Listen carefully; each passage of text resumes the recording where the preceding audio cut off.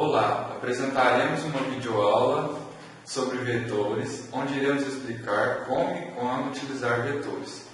Para entender melhor, deve-se ter a base da programação C, como a declaração das variáveis e estruturas de repetição e condição. Os integrantes do nosso grupo são Carlos, Fadrique, Leonardo, Leopoldo, Luiz Felipe e Vinícius. Bom, daremos início à aula e, primeiramente, vetor é uma matriz unidimensional onde cada variável é diferenciada pelo índice. O que é o índice? É o número que vem após o nome da variável entre colchetes sem espaços. Imagina uma escola onde você teria de armazenar as notas dos alunos bimensalmente e essa escola tem 100 alunos. Pelo que já vimos até agora, pelo que você provavelmente já viu até agora, você teria de declarar cada nota para um aluno. Então você declarar várias variáveis int, inteiro, nota 1, nota 2, nota 3. O que o vetor faz? Ele armazena vários números em cada posição para facilitar, para você criar uma variável só com várias posições, ao invés de ficar criando várias variáveis. Nessa escola, por exemplo, vamos imaginar que as notas poderiam ser quebradas, então float, int não seria tão bom, coloca float, porque pode ser quebrado. Nota, o nome da minha variável, e 100 posições. O 100 é o índice, entre colchetes, sem espaço. Ponto e vírgula para fechar. Esse vetor possui 100 posições, portanto você poderia colocar 100 notas. Mas na programação, nada se inicia como comum, que seria 1, 2, 3, 4, 5, 6, 7, 8, 9. Na programação, em geral, se começa em 0. Portanto, esse vetor tem 101 posições. Vou explicar o porquê. Na programação, como diz, inicia em 0. Portanto, a primeira nota que você vai colocar seria a nota 0, não a nota 1. Por exemplo, atribuir um valor, isso quando o usuário estiver colocando as notas, 2.5. Próximo, nota 2, nota 1, quer dizer, 5.6, 7, e assim por diante, até nota 99, 8. Já a posição 100, ela vai ser reservada para o /0, que ele vai finalizar o vetor. E pronto. Uma variável nota receberia os 100 valores que o usuário digitaria, armazenando cada valor em determinada posição do vetor, de tipo int ou float. Vou dar um exemplo de atribuição de valores no vetor. Nesse exemplo, nós vamos usar float, pois haverá nota quebrada. Então, venho printf, digite a nota, scanf, %f, pois é float, interessador de memória, nota, e a nota na qual eu desejo buscar. Nesse caso vai ser nota 10. Aqui o valor atribuído foi a posição 10. Porém, poderia ser atribuído a qualquer outra posição. No entanto, atribuir nota 1 a 1 seria muito demorado e um pouco mais adiante vamos aprender uma forma mais simples de atribuir valores a variáveis. E esse método não é muito eficaz para atribuir várias notas. Vou dar um exemplo de erro que pode acontecer no seu programa. O seu código, como já foi dito, aqui é reservado nesse índice o número de variáveis, possíveis que eu vou usar na memória da máquina.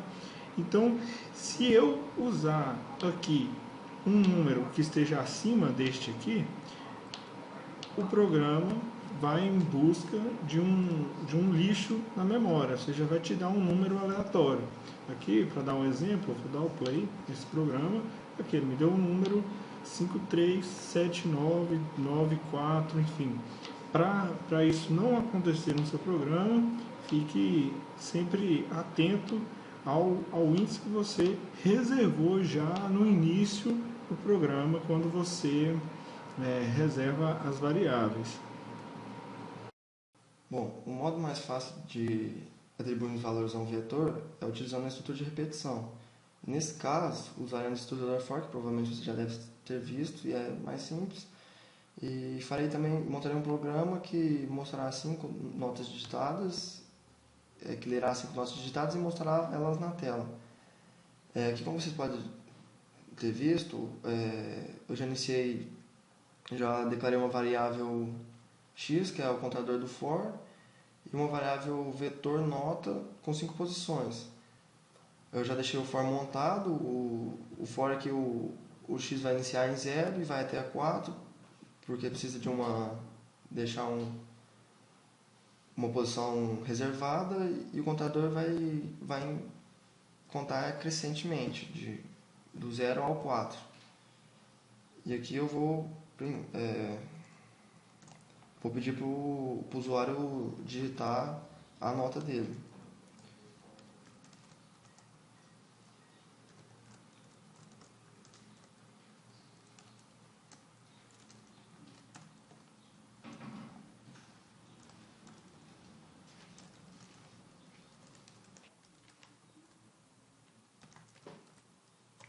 Esse x mais 1 é para o usuário ler 1 em vez de 0, mas o programa vai se iniciar em 0. Agora eu vou fazer um scanf para poder ler as notas digitadas.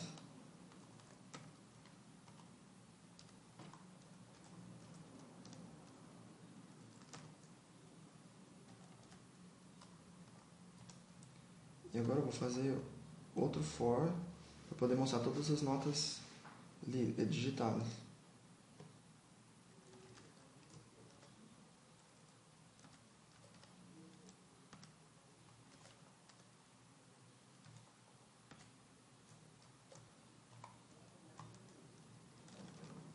E agora eu vou fazer outro printf para poder mostrar as notas.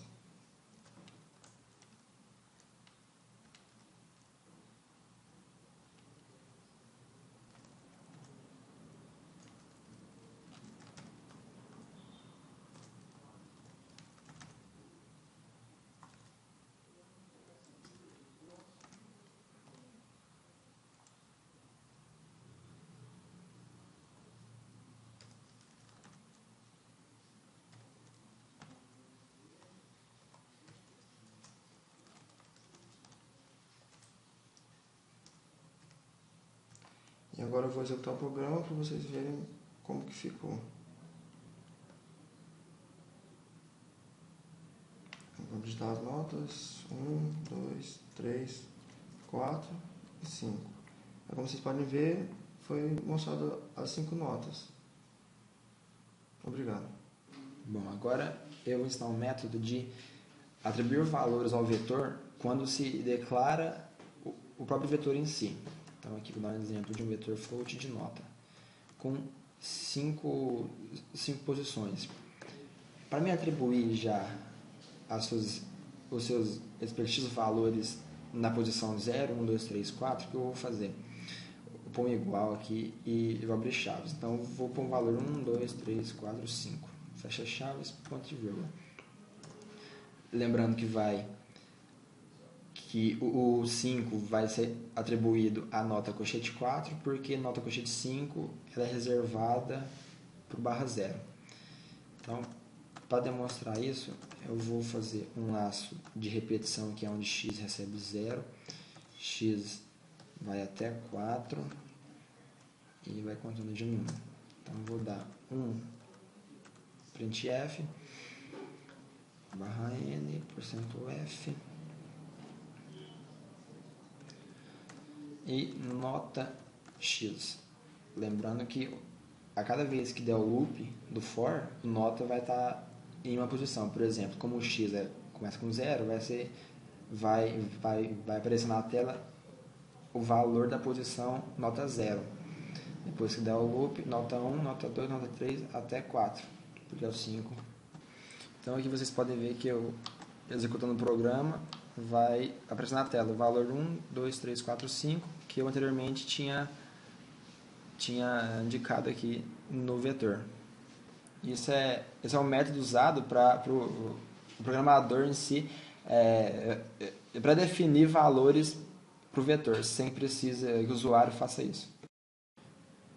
Dando continuidade aqui sobre vetor de caractere, eu vou poder fazer um pequeno exemplo aqui de como pode ser utilizado.